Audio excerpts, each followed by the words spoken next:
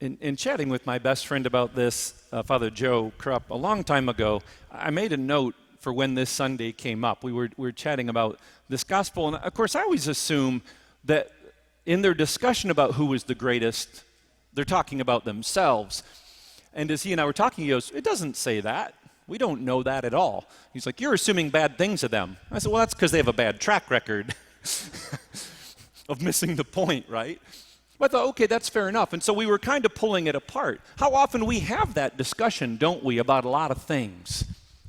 A couple years ago, I was teaching a speech class at St. Francis, and classes are tight on time. And every day, these two yokels would come in, arguing about what I would consider to be the dumbest thing possible, at least given that I needed to get to my material. And it always started the same way. One would pick to the other, "So-and-so is the greatest player in the NBA.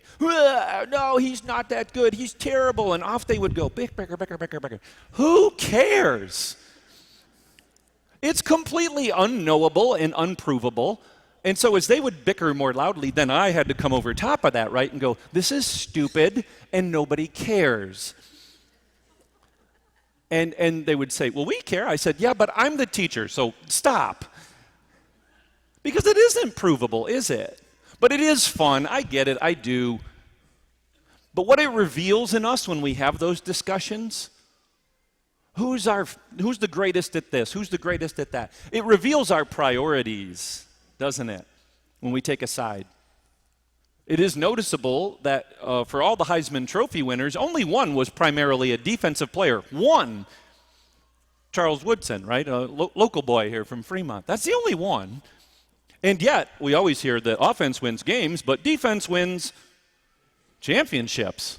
Well, we don't say, we talk out of this side of the mouth and then do this on the other. And I think one of the reasons we do that is offense has a bottom line to it. Rushed yards, passing yards, whatever. Defense is a little less that way, knocking down something. I don't want to get too far into that analogy, except to say, I think that's the problem we have in what Jesus is asking here. Because he took their little strange discussion and moved it into where it needed to be. You guys are talking about the greatest?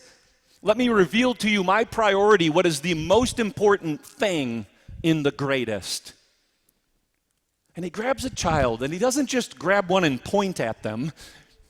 He wraps his arms around them and says, unless you can be one of these. And the defining characteristic of children is they have great needs.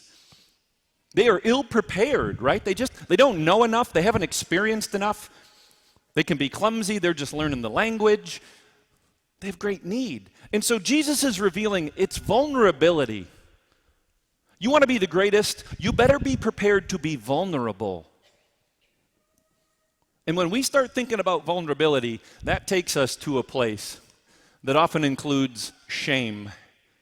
Because if I'm going to reveal myself to you, I've got to risk that one of the things you're going to see when I'm vulnerable is I'm broken. And what are you going to do with that information? Are you going to judge me on it? Are you going to laugh at me? Or are you going to be supportive? The great academic Brené Brown has spent 10 years studying vulnerability and courage and shame. And if you haven't seen her TED Talk on it, I highly recommend it. Brené is a Christian, but it's really academic research looking at how these things fit together. One of the things she says, of course, is vulnerability isn't about winning or losing. It's about showing up. It's about showing up and acknowledging that in a situation that we can't control it.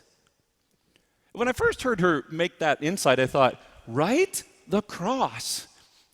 Is Jesus showing up? He could have controlled it, right? I mean, it's not a question of power for him, but he's showing us how to live. Just to say, I'm going to show up and have the courage to be present, even though I can't control it. And acknowledging that when we are vulnerable, and it's only when we're vulnerable that we can have connection. You can't have connection any other way, but to risk sharing who you are. So I said that's just over and over again what Jesus is teaching us. We must make that connection in our own lives. or we're making it about something else. And we'll eventually walk away from it because the shame, in the short run, shame can motivate us. It can. But in the long run, it doesn't. It really can't. And when you get right down to the core, shame as that powerful emotion is just that little voice in your head saying, you're not good enough. You're not good enough. And that's why I think Brene has so well put together. You take shame, you have to be able to lay it down. You find the courage to show up and share who you really are. And when you and I do that, then we can have connection. And there isn't any other way to do it. Remember when Jesus said that if you're trying to save your life, you've already lost it. And that's the risk we have to take every day. Some people are afraid of dying, the physical death, but somewhere we have to every day risk this vulnerability. And when we do, we find connection. That's the only way.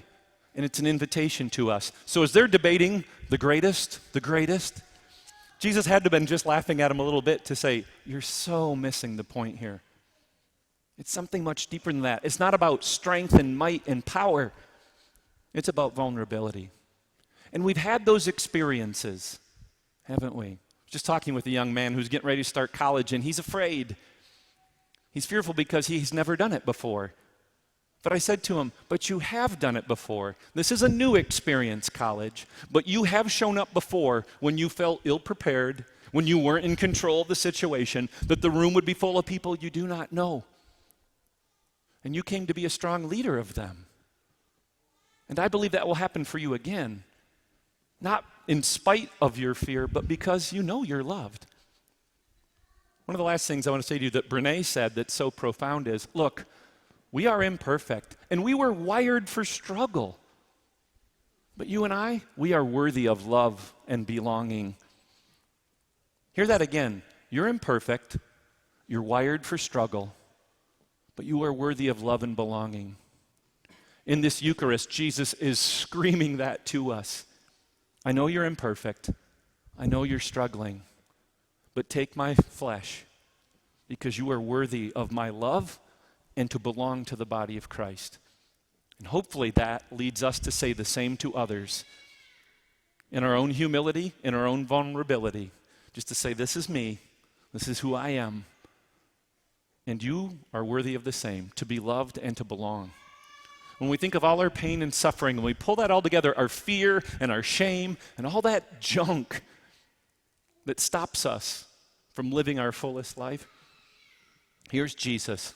It's what he just said right? He grabbed the 12. Hear this well, guys, because when I'm gone, you're going to have to share it with others. Wrapping his arms around this child. If you can, just close your eyes and imagine him wrapping his arms around you. As you can feel the vibration of his chest against your back. And hear him say that. I know you're broken, and I know you're struggling, but I love you, and you belong to me. That's vulnerability. And from the cross, naked, nailed to the tree, arms fully exposed, he said, this is vulnerability. It is not weakness. It is courage. And so whatever else happens today, that's what he's inviting us to in his word and in this Eucharist, so that a world that is tired and weary will know his love and know that they are worthy to belong. May God be praised.